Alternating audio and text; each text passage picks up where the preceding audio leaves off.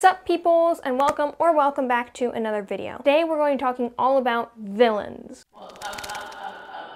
I'm going to be splitting the video into 3 different sections: who they were before, why they fell, and finally a bonus section all about redemption do's and don'ts that I've seen in stories over the years. This is going to help you make them a well-rounded character and not just a plot device. So let's get to it. First off, before we get into anything else, we have to remember something crucial, and that is section 1, who they were before. They weren't born a villain. Even the scariest and most evil, diabolical character was just a little itty bitty baby once. It's not like they were born terrifying and evil. They evolved to that place. The key to any good character I've found is backstory. It's amazing what just knowing a character's past can do for your perception of their present and future. I've found backstory to be the best way for me to figure out people's flaws, their quirks, their redeeming qualities. Even if with villains, maybe their redeeming qualities they're not enough to really make them a hero. Everybody has those things that make them sorta good, except maybe Vaatu. But anyway, backstory, even if it's just a couple scenes or broad understanding of what their childhood or their adulthood was like before their fall to villainy, it can really help you flesh out their personality and their motivation. Because if a villain doesn't have a core motivation driving them to do whatever it is they're doing, this opposing our protagonist, it's not going to make sense and it's going to fall apart. Take Thanos, for example. In his past, he lived on a planet where there were too many people. The population slowly starved to death and just ate up basically the entire planet until now it's just ruins. This backstory gave him his motivation. He wants to make sure that doesn't happen anywhere else. So he did a villainous thing, which is wiping out half of the galaxy's inhabitants. Just because he has a motivation and a backstory doesn't mean what he did was right, but it does give him a reason to do it. Whatever the case, having a character have a motivation is super vital. Even if it's just a want for power, this drive will push them to do villainous things. But if a character does villainous things and you can't tie it back to anything that they want, it's not going to make sense and your readers are just going to be confused. The second thing that I want to talk about in this section, aside from backstory, is that they need to be a character in their own right. A villain can be just a plot device, but personally, I feel like they can be so much more, and I think that the best stories have villains that you're not rooting for them, but you're excited when they're on screen. I've watched shows where they show the villain side of the story and I'm like, oh no, can we get back to the heroes? But I've also watched stories where I have the opposite reaction. When the villain's on screen, I'm like, yes, and my eyes are glued to it, or I'm reading the book and I'm just like, I just want to know more about this character. Villains can be characters just as much as heroes can be. And I think that if both of them are really well fleshed out characters, then there will never be a dull moment in your story. Your readers will be so much more invested because they want to learn more about both sides of the fight, whether it's a literal fight or just a metaphorical fight. This ties great into the next point, relationships. Now,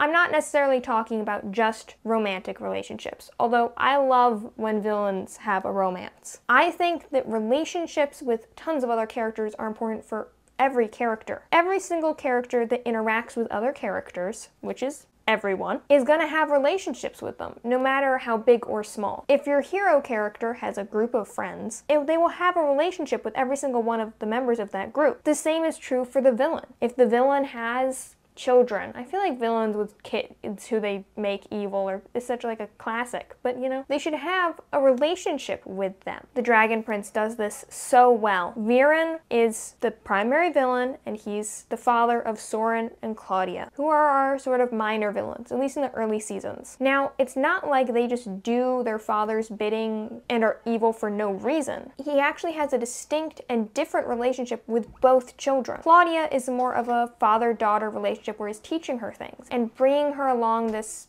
dark path almost unintentionally, but just because she wants to help him and he is very proud of her, and they have this wonderful dynamic. His relationship with his son, Soren, however, is totally different. Yes, both kids do villainous things to impress their dad. However, Soren really feels like he needs that approval from his father that he just can't get anywhere. And that's what drives him to do these things. He wants to feel like his dad loves him. Whereas Claudia knows that her dad loves her and is doing these things because she loves her dad and she trusts him. This makes their family dynamic and the villain's dynamic in the series so much more compelling than if it was just the dad is evil, so the kids are evil. All of this is to say, your characters, be they heroes or villains, need to be characters in their own right, not just plot devices. They should be in-depth characters that your readers might not be rooting for, but they are excited to get to know more about. Now, all of this can be true whether they're villains or before they became villainous, so we should move on to the next section, which is what really makes them evil, or an antagonist at least. Section 2, why did they fall? As I was talking about a little bit in the previous section, motivation is incredibly important to a truly terrifying villain.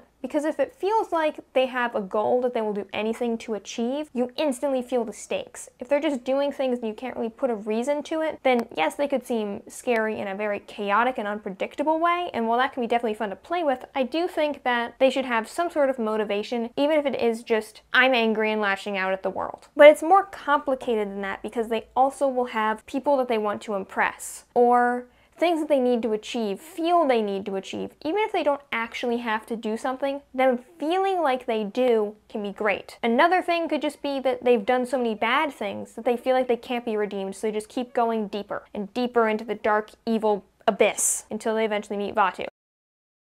I just watched that season of Legend of Korra, so I'm gonna keep referencing it. Every time that I go villain, I'm just like, Unalaq. Anyway, that's why I wanted to talk in this section about what made them a villain. Why did they follow this path? Did they feel forced into it? Do they think of themselves as a villain? Do they realize that the things that they're doing are wrong? Or do they just think that they're the good guy and these other people over here with everyone backing them, they're totally bad. They're the bad guys. Or does some part of them know, I'm the villain here, but I still feel like I need to do this, so I'm not gonna stop. Their motivation is so key to making a well-rounded villain who feels like they could exist. And while stories don't have to be realistic, this doesn't have to make your character feel like they exist in the real world, but it should make them feel like they exist in your world. A motivation gives them that grounding in your reality that makes it so that they're not just a plot device. And I'm going to keep saying that over and over and over again, I'm sorry. The next thing I want to talk about is along the same vein as, do they think they're the villain? Could they have been the hero? In a different light, in a different world, do they seem heroic? Or could they have been the hero? Could this character have been a hero if they'd followed a different path? Those are some of my favorite villains. The ones that you can tell they're not just pure evil, they just went down the wrong road. And they're just gonna keep walking down it, but maybe some part of them regrets it, even if they repress that part and just act purely evil. Or maybe they could never have been the hero, but in a different light, they might appear to be the hero. Think about a character like Robin Hood. To the people who he's robbing, he's definitely a villain. However, to the people that he's giving money to, that he's robbed from other people, he's definitely a hero. Robin Hood is definitely presented to us as a hero, and I think of him more as the protagonist than the antagonist. But you could have a villain who's sort of viewed as a hero by some people, or even if they're viewed as a villain by everyone, if you shone the light on them in a different way, you could see them as a hero. And I think that that makes them very compelling. Which brings me to my next point. Sometimes the scariest villains are the ones that you feel sympathetic towards, or that you think they're making a point. Going back to Thanos, was the way that he tried to save the world good? No, it was awful. He was a villain. However, he did make a good point. If what happened to his planet happened to every planet, then it would be terrible. He did not go about fixing it the right way. But you can understand he sort of makes a compelling point, even if you would never agree to do what he says that you need to do. And villains that are either sympathetic in some sense or that have a point are very compelling. Let's use Unalaq as another example. If you haven't watched Legend of Korra, I will give you a better explanation of this. Unalaq believes that the spirit world and the human world should be one again. Well, this is a good point, and it does eventually end up happening. Spoilers for Korra. He goes one step too far and decides that to do this, he needs to take over everything and have complete power and be a tyrant. Obviously bad. So while he made a good point about the spirit realm and the human realm needing to be one again, he did it the wrong way. It makes him more relatable and understandable. He's not just pure unbridled evil in the beginning. It actually means that when the story starts out, you think Unalaq is good. And then you slowly realize, oh, he's not. He's definitely not. Now on to our third, the bonus section, redemption, do's and don'ts. I have 4 main points that I would say I've noticed can be done well or poorly in redemptions. The first is, don't make the redemption too obvious from the start. Obviously, if your story is going to be about a character who's redeeming themselves over the course of the entire story, and that is your goal, then I guess this is more of a personal taste thing. But especially, I feel like with a character who's going to be villainous throughout most of it and then turn good, I would hint at it, but I wouldn't make it overtly obvious. I feel like Soren from the Dragon Prince had a very good redemption arc, because you can see that he's doing these villainous things, but once in a while they'll sprinkle in little signs that he knows what he's doing is wrong, even if that doesn't mean he's not gonna do it. He's going to do it because he wants his father to be proud of him. He knows it's wrong, but he's not stopping. And then you get to watch over the course of the story, he slowly realizes more and more that his father's never going to be proud of him, so why is he doing all of these terrible things? It's not worth it. It's going too far. And then you start to see a slow turn towards being good. I didn't see it coming, and I think that that's really good. I feel like Zuko from Avatar: The Last Airbender is another example of a great redemption arc that you maybe didn't see coming right in the beginning. He's so devoted to finding Aang and bringing him back and restoring his honor and all of these things, but as you slowly watch over the course of the story, you can see more and more and more and more that he's questioning this, even if he won't allow himself to admit to himself that he's questioning it. So don't make it too obvious from the start. And then my second point is, don't make it too fast. You'll notice that both examples of well done redemption arcs that I've talked about so far have been done over the course of multiple seasons of a show. Now, if you're doing a movie or maybe a novella, that might be harder to do. However, I think that especially in things like comic books, TV shows, novel series, or even just a longer novel, you can really take your time with this and have the redemption arc be an arc. You want it to go from I was bad to I was good, but you want that to be an evolution, not just one chapter I'm bad, the next chapter I'm good. This goes into my third point, don't have them be accepted too quickly. If you're going to have a character who's a villain, but then becomes a hero and joins the hero's group, you don't want it to just be like, oh, we believe you instantly that you're not bad anymore.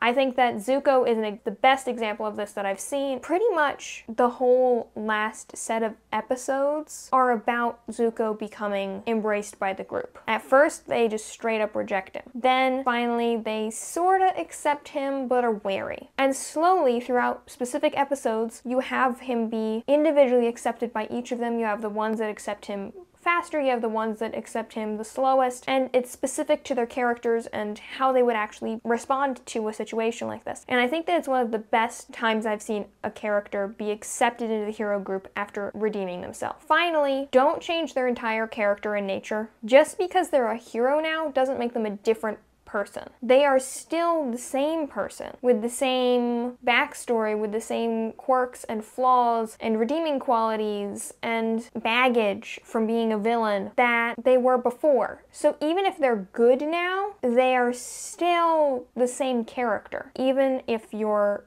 having a villain become a hero, they're still going to act like the same character in both situations. Yes, they're trying to be good now, so they probably won't act like the exact same character, but they still have the same personality traits. I would say that, once again, Zuko and Soren are good examples of this. They are still definitely the same characters, even though they're now with the good guys, so to speak.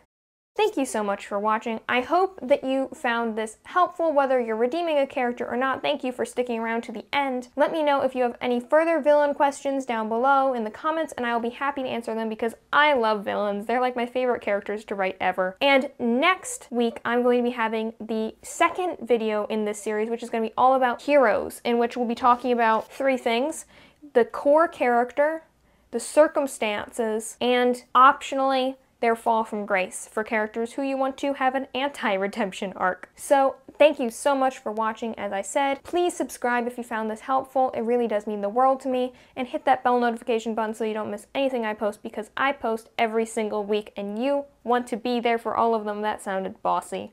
You might want to be there for all of them. Okay, bye.